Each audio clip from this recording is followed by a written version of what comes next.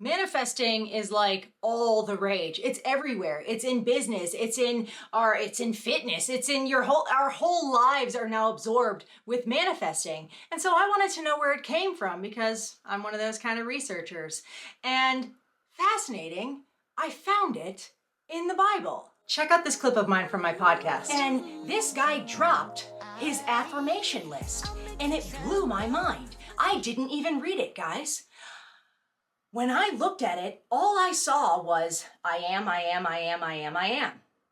And this kind of like triggered something in my mind. I said, wait. I said, I feel like I just saw something like this in the Bible. And I did. Do you guys want to know the first manifestation list ever created? It's actually in the Bible. And it's not a list, like nobody wrote it. Somebody spoke it. And it's in Isaiah 14, 13 through 14. This is the creator of the manifestation list that people are doing outside. Let me read it to you and I will tell you the author of it. This person said, I will ascend to heaven above the stars of God. I will set my throne on high. I will sit on the mount of assembly in the far reaches of the north. I will ascend above the heights of the clouds. I will make myself like the Most High. Do you know who said that? He was an angel. His name was Lucifer. And he aired that. He spoke that into the air, not into existence. He spoke it into the air in the presence of God. He will be like the Most High. Now, if you heard that list, he said, I will. Well, I looked that up. And people said, don't stop saying I will. I will is not as powerful as saying I am. I will is in the future. I am is in the present. Bring it into the present. It makes it more powerful. You bet it does. You bet it does. But Satan couldn't say I am. Why couldn't he say that? Because he's not that stupid. He couldn't say, I am God. He knows he's not. He was in the presence of God. He saw God. So he could only say, I will become like him. But what does Satan do? He deceives you and tells you, don't say I will. Say I am.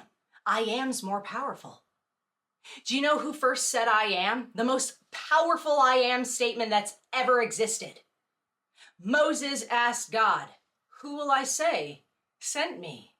And God says, I am. I am has sent you. I am that I am. I am, period, guys, period. He didn't fill it in.